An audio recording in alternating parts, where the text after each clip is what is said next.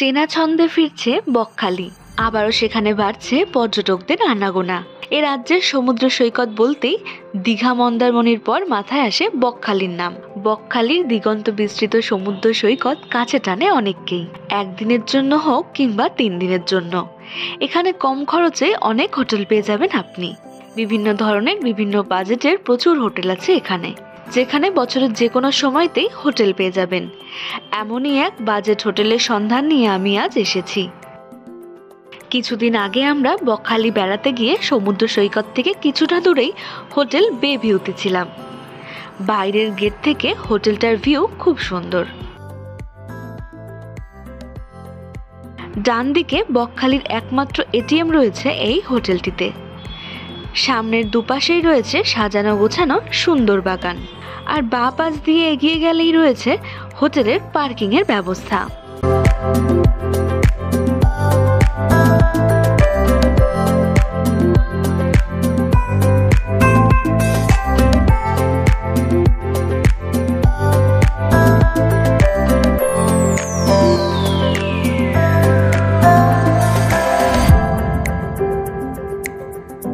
চলুন এবার ভেতরের দিকে যাওয়া যাক।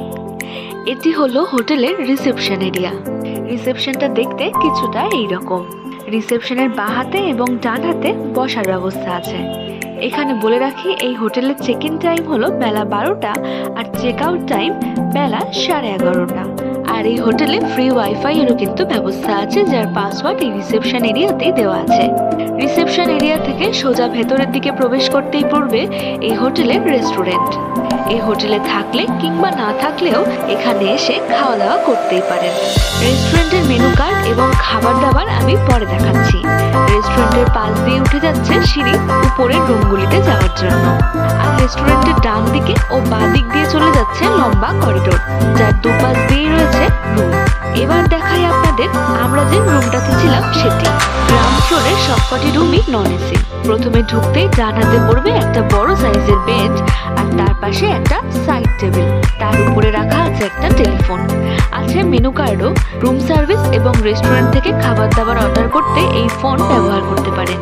এবার আসি রুমের বাঁ দিকে। প্রথমেই আছে একটা বড় সোফা, তার পাশে একটা ছোট ওয়ার্ড্রপ, পাশে আছে একটা ছোট টি টেবিল, তার উপরে জলের গ্লাস, জগ এই সমস্ত আছে। আর তার পাশে একটা ছোট্ট টিভি আছে, একটা ওয়াল অ্যাটাচ ড্রেসিং টেবিল আছে, সঙ্গে একটা প্লাস্টিকের চেয়ার। এর উল্টো দিকেই রয়েছে ওয়াশরুম। শাওয়ার কোমর দিয়ে বেশ পরিষ্কার পরিচ্ছন্ন বাথরুমটা, যেটা না বললেই নয়।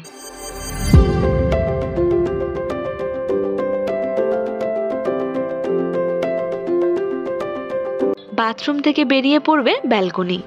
এই ব্যালকনি থেকে বাইরের অর্থাৎ হোটেলের পেছনের দিকের অংশটা দেখা যায়, যেখানে আছে সুন্দর বাগান ও ছোটদের জন্য দোলনা। ব্যালকনি থেকে রুমের ভিউটা এই রকম।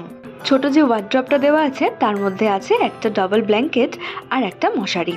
রুমে দেওয়া আছে একটা টাওয়েল আর একটা সাবান। এবার দেখাই এখানকার রেস্টুরেন্টের মেনু কার্ডটি। ভিডিওটাকে পজ করে আপনারা মেনু কার্ডের প্রাইস এবং লিস্টটা দেখে নিতে পারেন। প্রাইস মোটামুটি ঠিকঠাকই। আমরা এখান থেকে একটা এগ থালি আর একটা ফিশ থালি অর্ডার করেছিলাম। খাবার দাবারের স্বাদ ছিল মোটামুটি।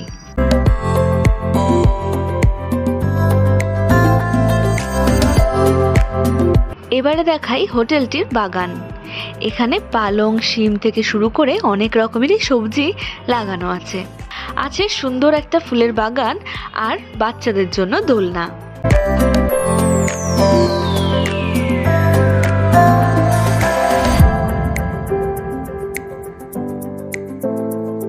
হোটেলের পিছন দিকে বাগানের এক পাশে রয়েছে অনেক ধরনের টিয়া পাখি। এগুলো সম্ভবত টিয়া পাখির বাচ্চা। যদি আমি ভুল বলে থাকি তাহলে কমেন্ট করে জানাবেন। এই যে এই দিকটাতে আবার সাদা ও সবুজ 2 রকমের টিয়া পাখি আছে।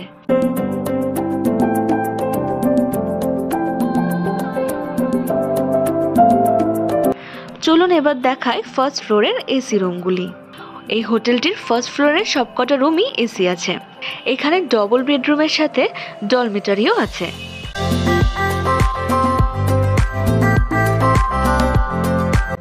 নন এসি ও এসি রুমের ভেতরে সবকিছুই প্রায় একই।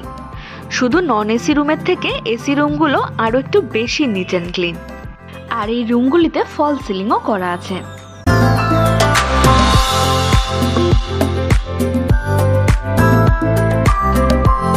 আর এখানে যে ছোট আলমারিটা আছে তাতে দেওয়া আছে একটা করে কম্বল, সেটাও বেশ পরিষ্কার পরিচ্ছন্ন।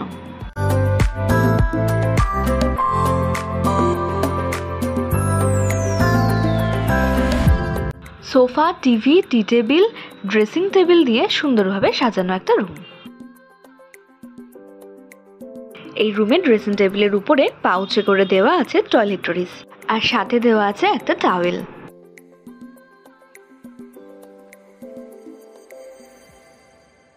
আর এই বাথরুমটাও যথারীতি বেশ পরিষ্কার পরিচ্ছন্ন। আর এই এসি রুমগুলিতে আছে গিজারের ব্যবস্থাও।